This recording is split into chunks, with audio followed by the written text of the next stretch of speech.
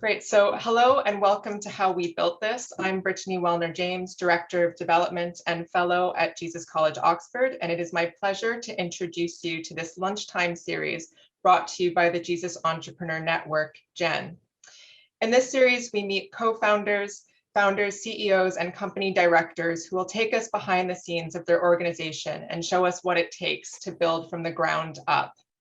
Today, we are joined by Alex McCallion and Jonathan of the startup Greater Change, a nonprofit that runs personalized, targeted funding campaigns for homeless persons with specific goals to help clients take that final step out of homelessness and into permanent, secure housing. Hello, John. Hello, Alex. Thank you so much for coming. It's great to have you with us. So hello. Could we start at the beginning, please, with you both having graduated from Oxford? What did you study? How did you both meet? Let's start at the beginning. Sure. So hi, I'm Alex. Thanks everyone for coming. I studied economics and management at Jesus College from 2014 to 2017. John and I met in game theory tutorials, but we didn't actually know each other too much during university. And then we ended up doing the same kind of tutoring summer camp after university and kind of talked a lot and got to know each other then. Yeah, so hi, I'm John. I did PPE at Exeter, so just across the road. And yeah, as Alex says, we didn't know each other too well. We did game theory tutorials under Dr. Peter Iso. And then he first told me about the idea for Greater Change. So it's really Alex's brainchild. I'm just a godfather, you know, he first told me about it summer 2017 after we graduated. And I remember the first time I heard it, I just went, there's no way he could do this. There's so much stuff that you have to, so many things to overcome, so many problems to solve. But, you know, here we are. Yeah, very glad to have been roped into the journey. Great. So, Alex, as this is your brainchild, could we talk about the early days for you? Was homelessness a cause that was meaning to you from the start? When did things start coming together for Greater Change as an idea? Yeah, I think in terms of the cause having meaning from the start, I think that basically when I came to Oxford right away, I was really struck by how many people were homeless, kind of seeing people rough sleeping on pretty much every street, and just the number of people who are homeless. I grew up in kind of quite a small town, and it was very rare to see any sort of visible homelessness. So it was really striking, and I was quite kind of affected by that, I think, when I arrived, and wanted to get involved in a small way. So during my first year, I was sort of occasionally speaking to people, sometimes giving a bit of money or a bit of food, and then I gradually got a bit more involved in sort of outreach groups, kind of doing a bit more formalized, giving coffee, food, stuff like that, without ever kind of having an idea for Greater Change, but knowing I wanted to do something to support within homelessness. And as I was doing that, I was kind of enjoying it more and more, and thinking that it was, you know, valuable. So I started to get a bit more involved, started volunteering with a more formal charity, Aspire Oxford. And at the same time, just like talking to friends and family a lot about homelessness. Again, not with a particular idea in mind, but just, you know, it kept kind of coming up, I guess, as well, because there's so much homelessness in Oxford. And hearing a lot from people that they wanted to give, but that there were various barriers to them doing so, and they weren't sure kind of how best to give and to be generous. And then at the same time, I was volunteering with this more formal charity, Aspire Oxford, that does a lot of work to help people kind of non-financially better manage or overcome the barriers that they were facing, either to moving forward from homelessness or to help them avoid becoming homeless in the first place. So I was meeting a lot of people that through Aspire that were engaging with Aspire and working on things that would lead to them not being homeless anymore. But then they were coming up against a financial barrier to taking that last step in terms of moving on from homelessness. So this is kind of where the idea started, which is that you had a lot of people who could really benefit from some funding for something like a rent deposit or identification documents or a skills course. And then I was also talking to a lot of people that wanted to give funding but weren't too sure sort of how best to do that. So by the time of sort of third year, I was thinking about something that looked a bit like Grace Change, where people could give directly to an individual to fund a specific goal, and then Grace Change would make that purchase and it would help the person move on in the long term from homelessness.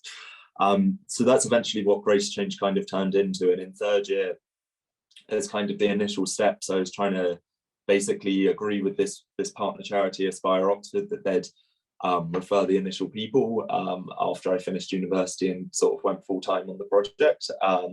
And we were able to agree that, and they also offered to incubate us as a social enterprise, which was awesome. And then I was also talking to Oxford University Innovation, and they incubate both staff startups. They do a lot of tech transfer for the university, and they also incubate student startups. So they also came on board and supported us with a variety of things. And then we also were able to find a tech partner within the city, which was Global Initiative, and they basically came on board and offered to do most of the development work for the initial product for free. So that was really good. So that's kind of where I got to by the end of university, having those initial partnerships that were needed to start things off, as well as the initial concept and idea. And then the year after that, well, first of all, we needed a bit of money to cover the project costs. There was still a little bit of tech costs and various costs to kind of get something off the ground and get it started. So we ran a donation-based crowdfund through Oxford University Innovations platform.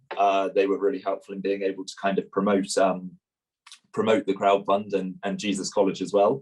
And we were able to run a successful crowdfund, raise from donors the initial money to get Grace Change started and to do basically a bit of a proof of concept.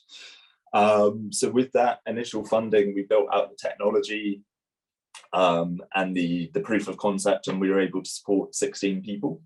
And with those 16 people, me along with the charity partner Aspire were pretty surprised that it worked for nearly everyone, and people were either avoiding homelessness or moving forward from homelessness, where the support workers with years of experience said that was very unlikely without this funding. So we were like delighted with that and just wanted to grow it. So we approached some social investors, and we were able to put together a business plan. We were able to get some social investment to grow Grace Change from there, and that was kind of 1 year after leaving university, about September, October 2018.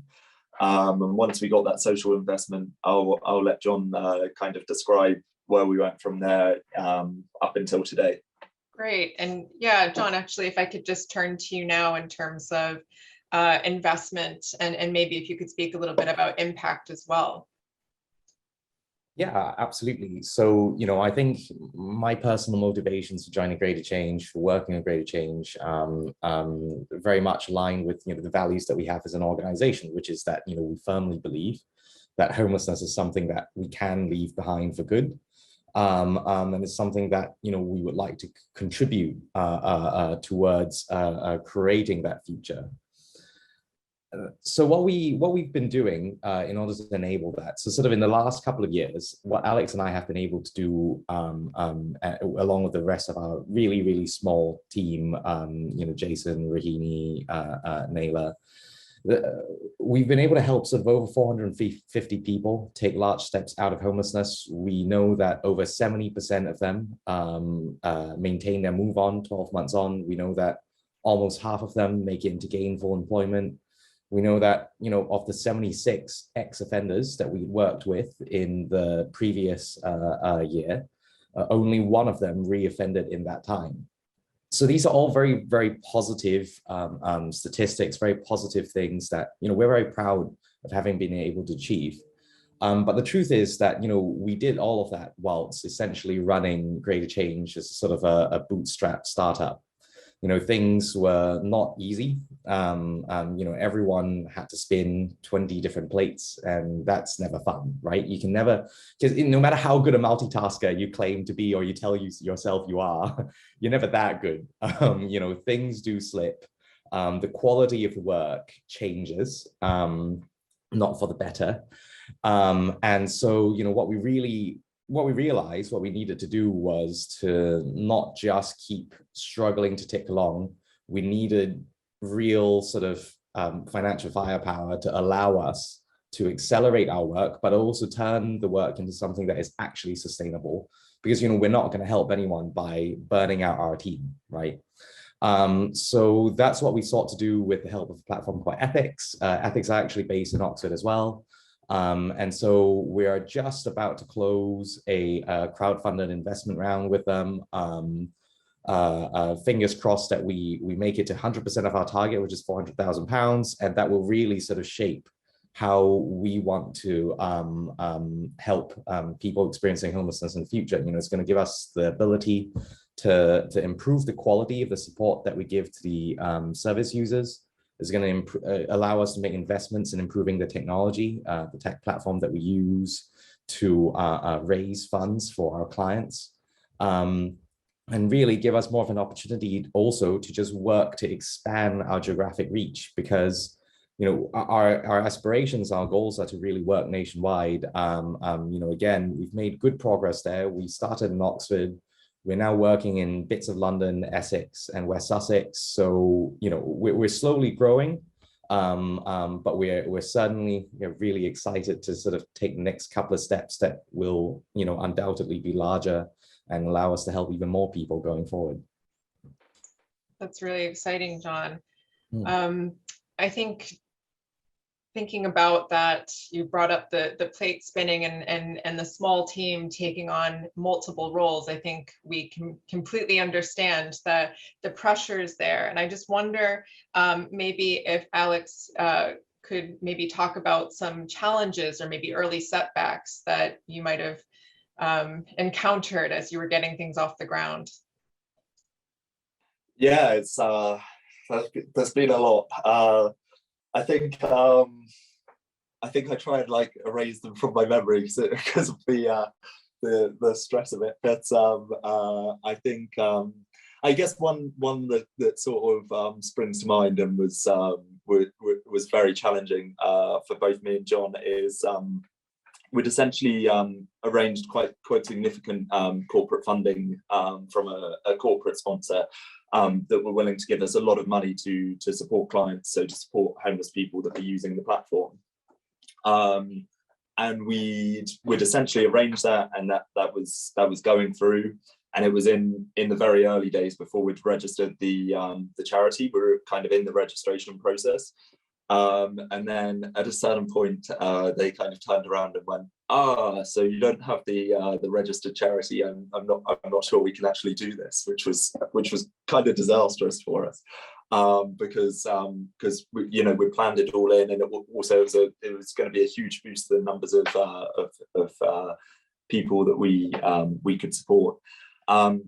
But it was fine. We explained to them kind of the challenges, the delays, that it was tricky to speed things up, and they were extremely understanding. But I think for 1 or 2 days we were, very stressed about what do we do? Do we try and kind of speed this up and sort of keep quiet about the challenges around that, or do we just sort of explain it to them? And I think I don't know. Looking back, I think maybe that's not so sensible. I think we should have just straight away been like, they're reasonable and they're just wanting to do things to support us, so we should just go ahead and explain the difficulty to them, and obviously that completely turned out fine, because like I say, they were very engaged and bought into supporting. So yeah, I'd say that was one, and then gosh, in terms of others, I think there have been just numerous along the way, from bugs in the product and trying to correct those as quickly as possible, and yeah, all sorts of different things.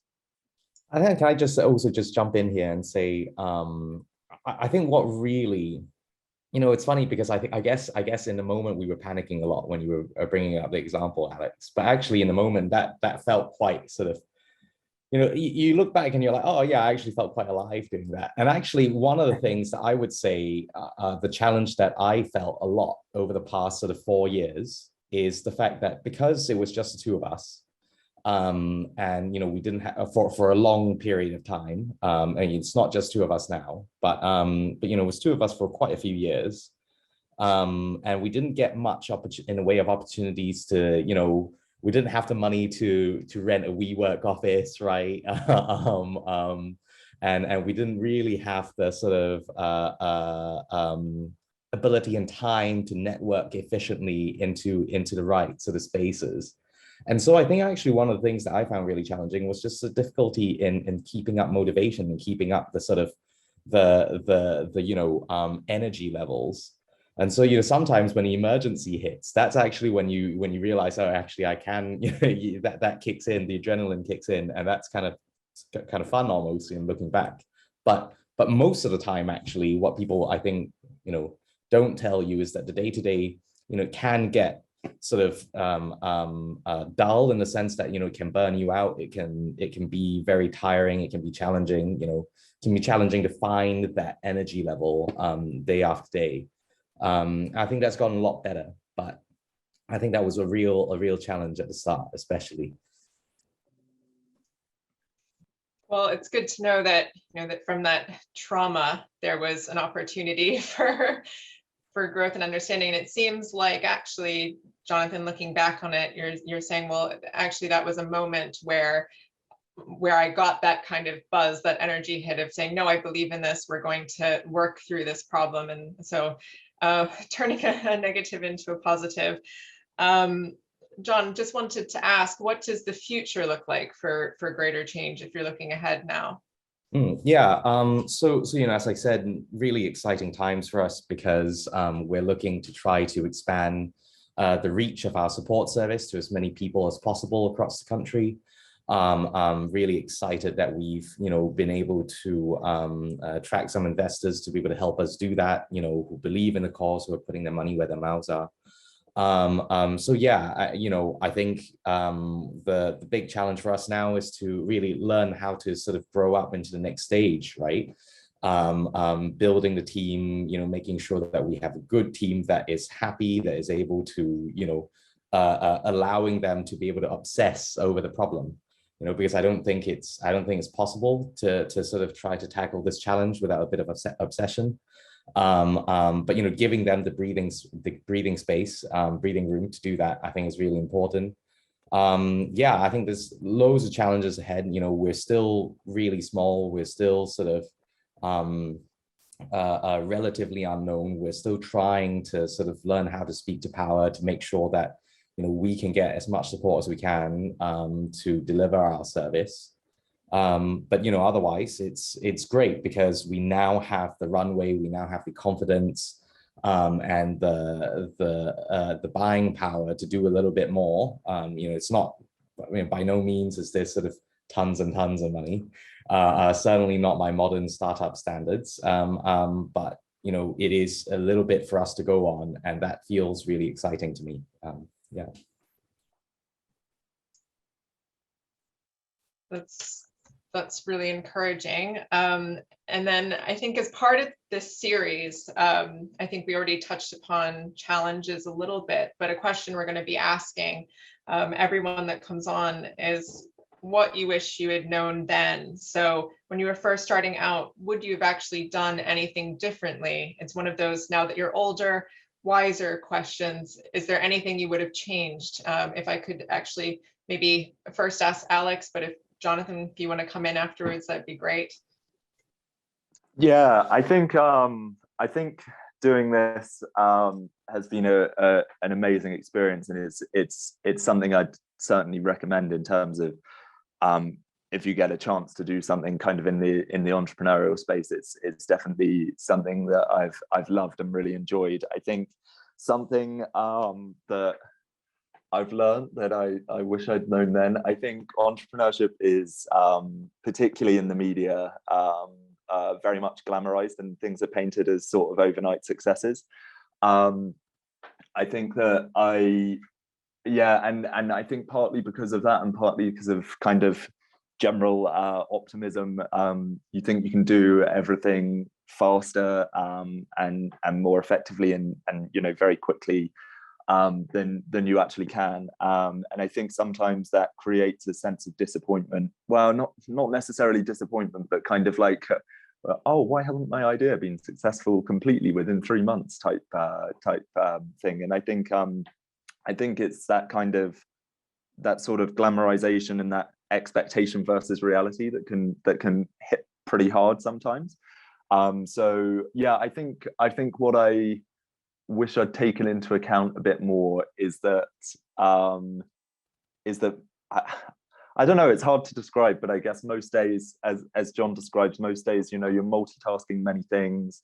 There aren't kind of big successes, and it just I think some months and things, it's just turns into a bit of a grind, and I think it's good to I wish I'd been prepared for that, basically, but it's, having said all that, it's definitely well worth it. I think the other thing, kind of combined with the grind, particularly in the early stages, that I wasn't so much prepared for, is just the instability of personal funds. Early days forming a company, unless you're very, very fortunate or very skilled, I think you don't have that much money coming in, and that was certainly the case for us.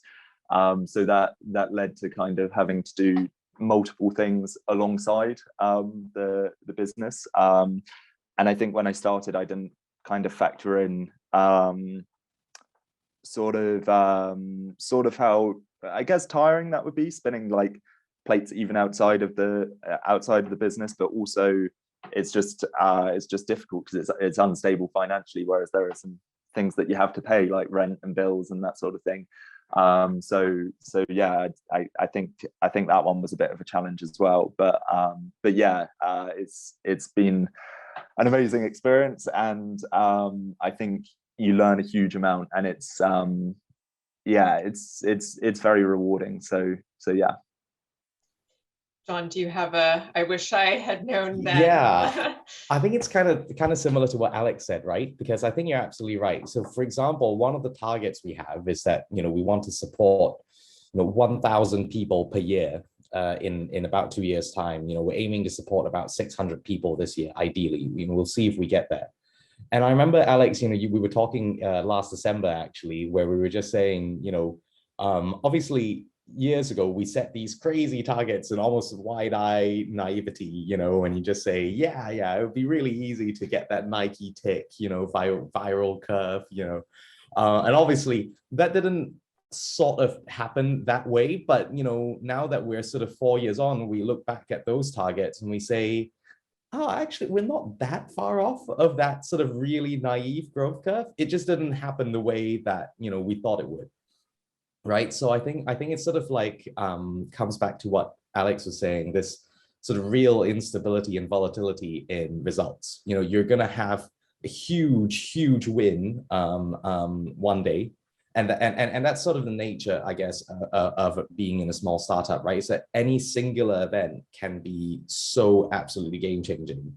And you are kind of at the start, at least, so just making as many dice rolls as you can. There's not really one stable pipeline of growth, because you're not really a large enough company. You don't have a business dev team of 50 people who can manage this pipeline that smooths out that probability, that volatility. So sometimes you're going to get no wins at all for 6 to 8 months, right? And that's tough. That's really psychologically tough. It's also materially tough, right? But actually, I think we've been lucky to a great extent, but to also just the fact that we were never, I think we were never too sort of fixed on how we wanted to do things. We had a goal, and so this value of like really wanting to help as many people as we can, and we were willing to sort of do whatever it takes to get that. And I think, you know, having that sort of really helped us, I think, more than I would have thought at the start, because, you know, again, I sort of came in, I wanted to, you know, make sure that we had clear goals, right? Clear targets, all the things that you learn in a nice corporate world, right? But that doesn't quite work when you're in such a small organization. You know, we really needed to just go where, you know, the opportunity was for us to help. So yeah, I think sort of just looking back and knowing that, you know, we just need to know how and when to pivot, and just to follow where the opportunity is, but to also, yeah, as Alex says, you know, managing that expectation to say that, you know, sometimes you are going to face setbacks. Actually, many times, a lot of the time, you know, you're going to face setbacks. And it's not going to be a glamorous setback either, because, you know, I think what LinkedIn nowadays doesn't really help with is that there's a lot of this sort of almost performative optimism and positivity, right, in that space. And I think it's just like any other sort of social media platform. You know, people only show you the good glamorous stuff, and so you have these sort of really wild expectations of what things should be like. But failure is not glamorous. You know, it doesn't result in 20,000 LinkedIn likes on your post, right? And you just got to learn to deal with that. So yeah. Yeah, I think that's really interesting, actually, bringing in social media into this, and then and what you have to kind of project, and especially in this early startup stage when things are so difficult, you have to always be aware of that public presence and the understanding, as Alex touched upon, with the glamour and what and the glamour versus the reality of early entrepreneurship, and just making sure that, you know, yeah, the story that you're telling, of course, it's fantastic, and you get to right now what you're able to prove and the impact you're having is telling that positive story. But any kind of slips and struggles along the way, it's a hard thing to kind of bring an audience into that, because you need to be telling always that positive story and moving forward. So social media can be a really, I think, inhibiting space for making a dialogue of the complications about kind of these early startup and these early moves, and whether or not there's enough empathy on these platforms. Probably not. Probably everyone just wants to back the winning horse. So really interesting to share that, and probably the need to be robust behind all of that social media presence that you have to have. It's all going great. It's all going great. But yeah, it's a perfect time, I think, for some audience questions. But I have a couple that I'd like to kind of discuss first. And one is around partnerships. Alex, you mentioned Aspire Oxford, and I was sort of wondering, as you were coming onto the scene with Greater Change, was it always very easy to start conversations with potential partners? Did any see you as a potential kind of moving into a similar space, as a competitor, as somebody that might be actually taking funding away from other established charities on that front? And so can you tell me a little bit about how partnerships came about, and sharing your expectations, and how you sort of moved to fit in with other charities that were already working in this space? Sure. So yeah, it was quite challenging. I think one of the struggles with charities is that they're you know struggle for resources, and they have a lot of demands on their resources and time. So understandably, they're often very focused in kind of almost, you know, firefighting and delivering that resource to the most direct need. And what that can mean is it's pretty challenging for kind of to get a meeting with them, or for them to take seriously kind of a new idea, because I think they're approached a reasonable amount with kind of different ideas and different people, and they quite understandably, to be fair, don't want to be like too distracted from what they're trying to deliver.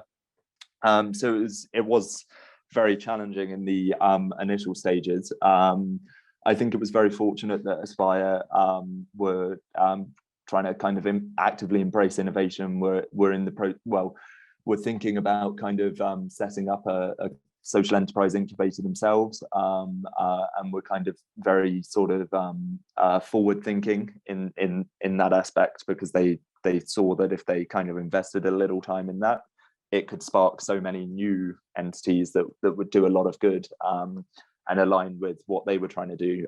So I think we were really fortunate that there was a kind of a social enterprise and charity in Aspire within the city that was kind of thinking in that way, because I think it really frustrated me at first, kind of in the first year or so, but now having a social enterprise now, I think I definitely understand why those charities and why those social enterprises, why it was a struggle to form a partnership with them or even get a meeting with them, because it is there are a lot of demands on time and resources, and unfortunately not too much resource availability within the space.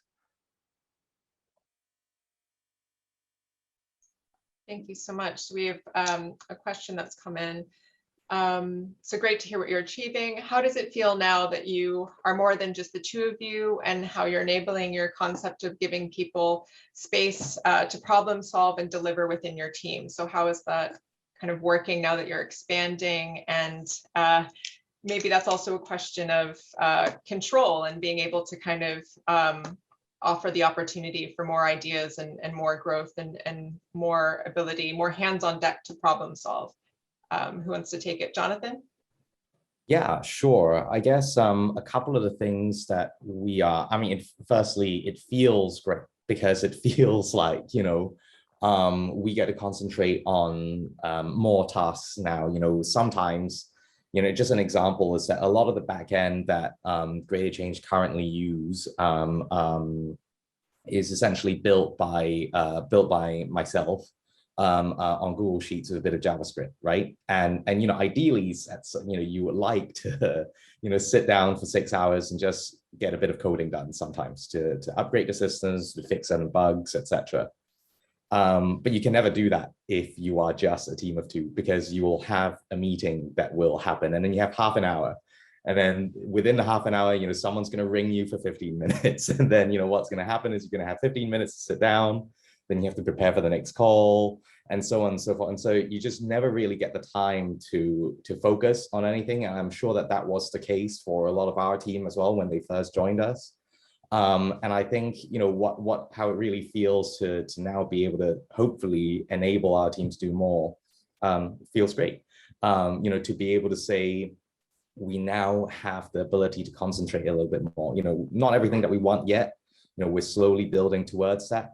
But yeah, and I think, Alex and I have always been very aligned in the fact that we've always wanted to create, a healthy workspace, right? One with a lot of work-life balance, but also one of the ability to give people the chance to enjoy their work, right? Because it's not just about sort of, okay, we're gonna make your work horrible, and then you can clock off at 5, which is obviously not the ideal case, not what we want to do. So yeah, I'm just really, really excited and happy that we can build the kind of workspace that we're proud of, creating meaningful work, creating fair pay, which we think is really, really important as well, because it just wouldn't do for a homelessness organization really to have employees that are living paycheck to paycheck and could face homelessness themselves, right? I mean, that's just, again, not something that really represents our values. So to be able to sort of move ever closer towards what our ideals are for the company and for the organization is great. Alex, I don't know if you have anything else to add on that. But... Alex, if you want to come in on building your team and what that difference that's made. Yeah, I think I'd say similar to John. I think in terms of, I think there was a little on the question regarding sort of how we enable the team members and that sort of thing. And I think our philosophy is very much around kind of giving people sort of a high level goal, and trying to kind of hire people that are able to, better than us, understand how to achieve it. I think what we're trying to do particularly at the moment is hire in the areas that we don't have too much expertise. And I think when you start out and it's just two of you, there are plenty of areas where you don't have much expertise. So it's quite nice at the moment because we're able to offer people within the organization a lot of autonomy as to how they do their job, how they achieve their goals, because I think basically we understand that they have more experience in their field than us, and understand their field better than us. So we'll set out kind of the target of what we're trying to achieve, but then within that we're kind of very open to people presenting what they want to do within that, how they want to achieve that, and then go ahead and execute it. And I think we found that works really well, because people are just sort of, I think it's almost similar to giving people the choice and autonomy as to how they move out of homelessness. It's like if you give the people choice and autonomy as to how they're doing their job, there's a lot more buy-in and motivation, and people are a lot more engaged in achieving it. So I think we've found that to work really well.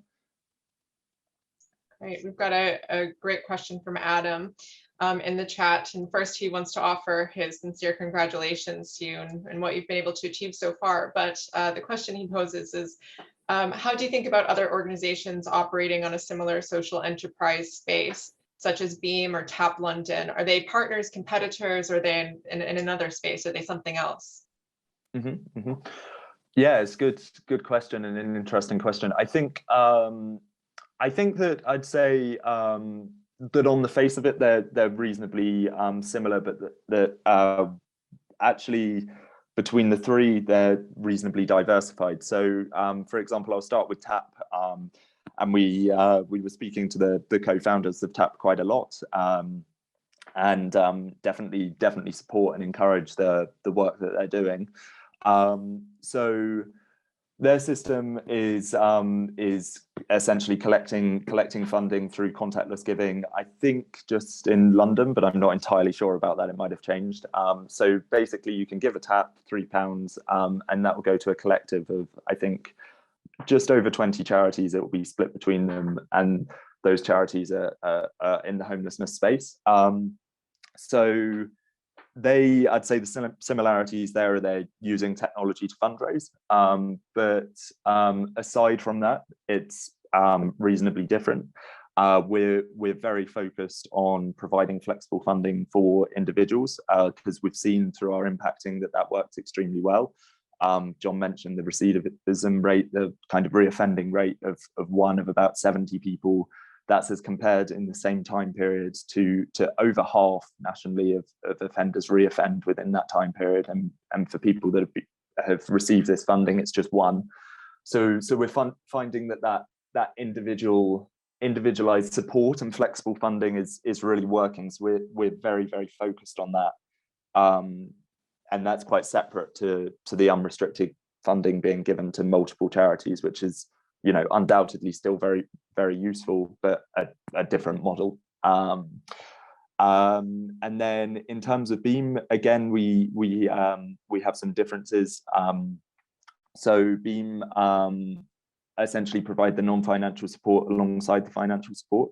We made a choice very early on not to do that based on two reasons. One, resources are limited within the sector, so we didn't want to duplicate the excellent work already being done by non-financial support charities. But perhaps more importantly, when we were speaking to people that were homeless and asking them some of the challenges they faced, one of the things that they said was one of the biggest difficulties was having to explain over and over again traumatic and difficult periods of their life and experiences in their life to multiple different support workers, and being expected to just recount like everything on request 10 different times to 10 different people. So we didn't want to create an additional burden in that regard. So we will take referrals through any support worker that they've already built up that relationship with, and we'll leave that kind of personal relationship between the person and the support worker.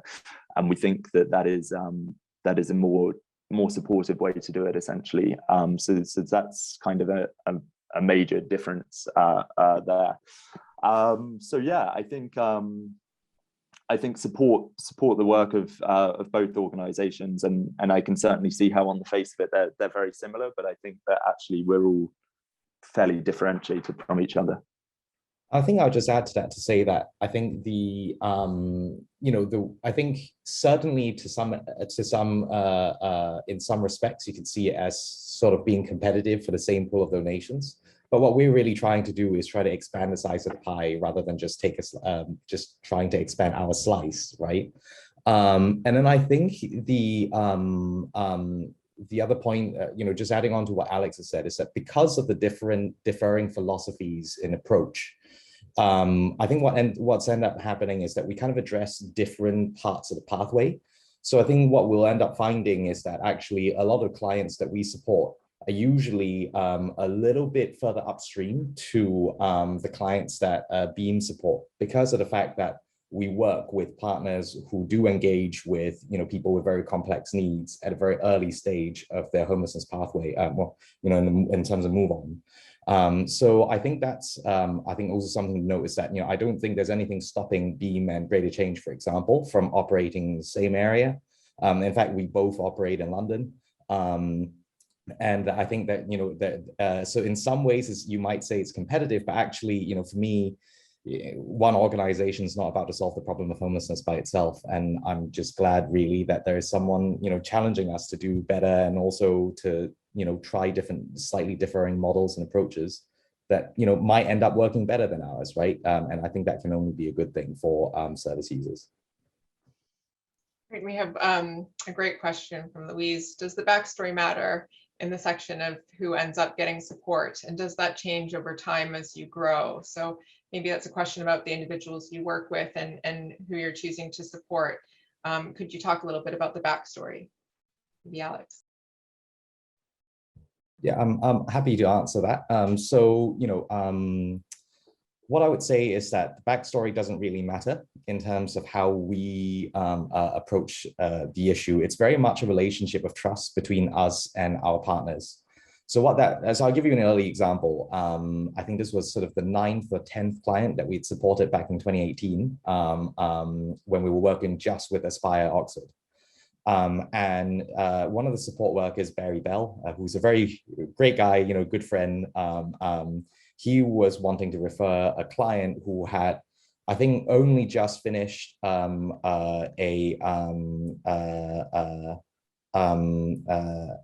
program to sort of cope with alcoholism for 2 days, and it had sobriety for 2 days. That did not put us off, because we trusted Barry, and Barry said to us, I think this will help. I think that this person really can succeed with the right support, and that I will be providing a sort of enveloping all-round support to her as she takes the next few steps. So it's very much sort of what the support workers believe can be achieved in the future. We do offer sense check and financial sense checking fairly frequently. We never reject any applications outright. It's all about, as I said, that relationship of trust between us and their support worker, essentially. Because I think it sort of comes back down to this philosophy that essentially, when Alex and I first graduated to start Greater Change with, two fresh grads from Oxford, what do we know about the sector, right? As much voluntary work as we had done. The choice was, the very deliberate choice was made to put that trust in our partners, because they had the expertise and they had the experience. And so, moreover, when you think about sort of KYC checks at the bank or whatever, the best KYC check you can have for someone who's experiencing homelessness is the support worker. There's no one else. There's no one else who will know them better. So yeah, so I hope this sort of answers your question. Apologies, I'm meandering a little bit, but the whole point is really just that I don't think the backstory matters to us. I think what they are able to do in the future matters. How we can support that matters, and how much their support worker believes in them matters. And those are really only the things that we care about. Yeah. Great, thank you, Jonathan. And Ashley says, do most of your service users access your support through support worker referrals? Are there any other ways to access your support? Yeah, so all the referrals come through support worker referrals. If somebody doesn't have an existing support worker, they can essentially meet one of the support workers at the partner charity and then receive a referral.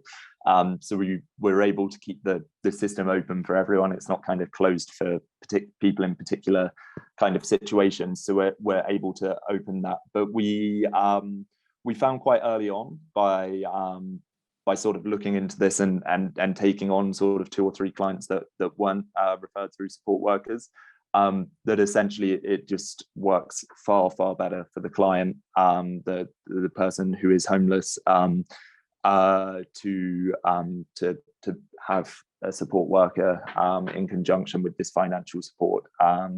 So we didn't want to disappoint people, give them false hope, let them down, anything like that. So we decided to make it that people needed a support worker alongside the financial support, because we found that was just working much better for people. It's very flexible. You know, if someone doesn't need much support from the support worker, that's fine. You know, it's not like they have to come in every day or every week and speak to them for no reason. But we've found in nearly all cases, there's at least 1 or 2 things where someone will need to give their support worker a ring to get something sorted out, or there might be something they don't know how to do, or some sort of challenge. And it's just much more effective if there's a dedicated point of contact there with lots of experience within the sector and the problems that people face, that they can draw on the expertise of.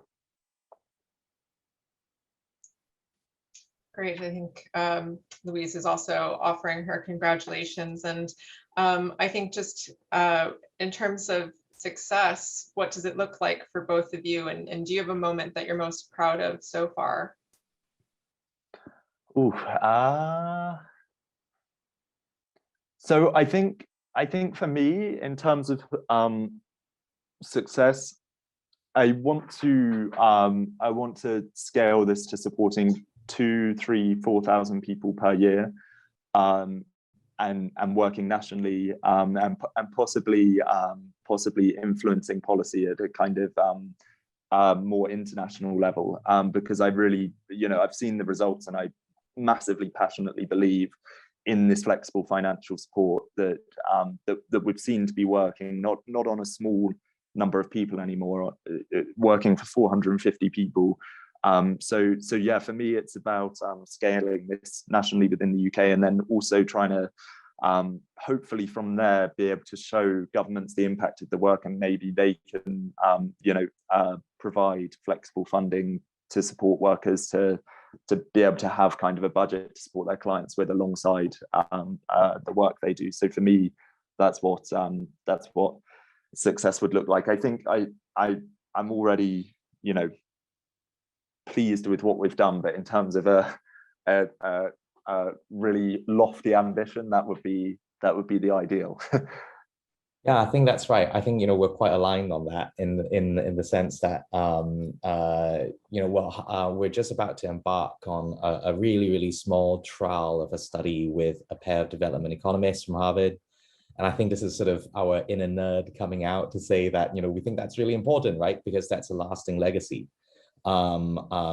We ourselves were very early on influenced by an incredibly small study that was done in the City of London on personalized funding for rough sleepers, that was done by St. Mungo's and the Joseph Rowntree Foundation. So this is all the way back in 2011, 2012, right, Alex? Is it around there? Yeah, it's just over 10 years ago, I think. So yeah. And what was shocking to us was that they achieved amazing results, like really amazing results from that work, but that hadn't really been brought into the mainstream of best practice. And so what we want to do is say, okay, well, if that works so well, let's try that, along with other factors affecting our journey that, Alex and I have been talking about before. And I think, it's really important for us to then also leave behind the evidence base. That's why we take our impacting so seriously every year, because we think it's really important to produce that evidence and to, ultimately convince people to adopt this model of support. if we want, the truth is, if the government had the will to do it, they could completely, make us irrelevant tomorrow. Because what they would do is they would provide, frontline support workers with a flexible budget that they can personalize to the individuals, right? Because that's ultimately what we do, right? But understandably, to roll out a program like that, you probably want some degree of confidence, some degree of evidence that would work. And so I guess, that's part of what we are really dedicated to trying to do, is to produce that convincing evidence and to convince. So yeah. And Nick is chiming in here to just say, out of how many homeless that don't have a support worker, how many sort of are in that outside of the system category? Do you have a kind of statistic on that? Yeah, I think so. To begin with, I mean, this is really tough because we're talking about numbers that are non-statutory, so it's quite difficult to pin down exact numbers. So I think back in 2018, Shelter's estimate of the number of people experiencing homelessness in the UK was just over 270,000 people, of which rough sleepers, I think, made up, was it 40,000, Alex?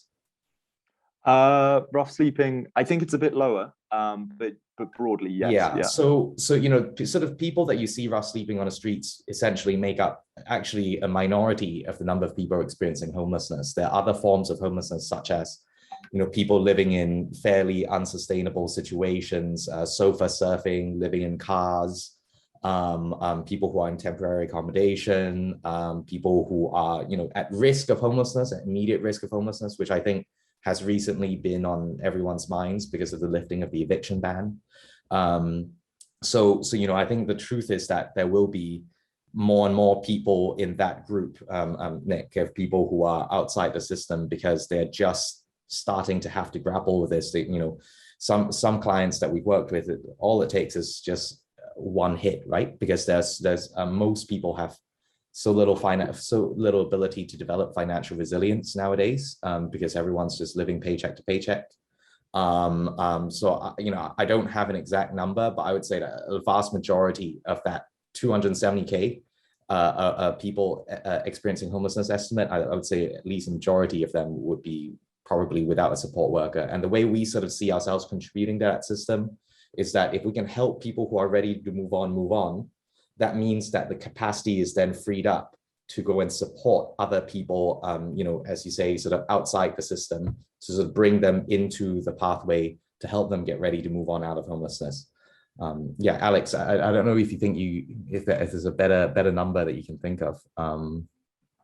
Yeah, I think it's very hard to have a fixed number because it's kind of untracked who's not working with support workers. I think if you take Shelter's number and then subtract that by the number of people who are kind of registered as receiving support by charities, then you'd end up with something reasonably accurate. But it's not going to be perfect data because it's not kind of accurately tracked. I think like you said, there are around 300,000 families. 300,000 people who are homeless in the UK, according to Shelter. I think if you include like council housing options teams and that sort of thing within the support worker element, and we can take referrals from those teams, that actually the number outside the system is quite small. But if you're just looking at purely charity support workers, then I'd estimate that about 100,000 people are being supported by the charities in terms of support work. So you've probably got 200,000 outside that system. But then, as I say, most of those will be being supported by somebody through the council.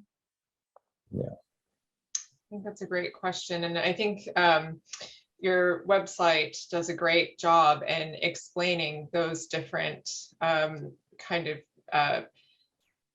differences, I think, between just sleeping rough on the street and then the other kind of stages of vulnerability, and what counts as homeless, and how we can start to picture that, and especially in terms of someone in the stages of getting the support that they need, all of the types of how vulnerable they are to it being not a stable solution, and trying to move them into a path of stability is so important so that they don't fall back into a more vulnerable category. So I think maybe if I could just ask if members of the audience want to get involved in Greater Change, how could they help? I think you mentioned that you were recruiting at the moment. What's happening with the company? Sure. So we're recruiting 2 full-time roles at the moment. So if anyone's looking for a new job, we're hiring. So we're hiring somebody to run our marketing, and that's we've got an existing small marketing team, and we want someone to come in and kind of essentially transform all the kind of touch points and external communications. And then we also want somebody to run our partnerships, largely with corporate partners who are supporting us either through sort of skilled volunteering or through financial support. So that's kind of in a big full-time role way, but there are numerous kind of other ways to sort of get involved. So one is sort of talking to your company about either hosting a lunch and learn or corporate giving.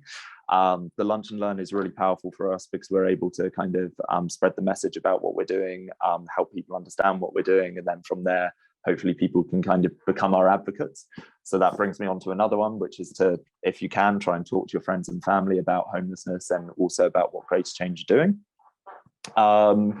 Then additionally, we are looking for people to give us advice, either in an informal capacity or further down the line, joining the board of trustees or board of directors.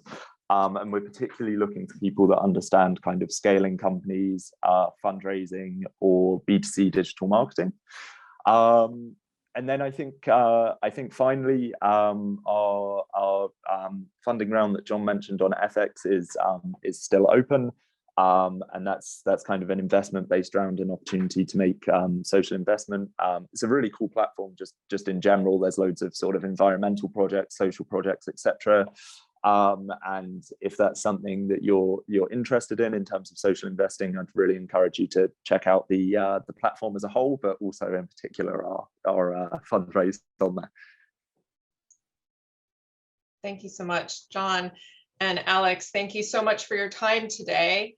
To find out more about Greater Change, please visit greaterchange.co.uk.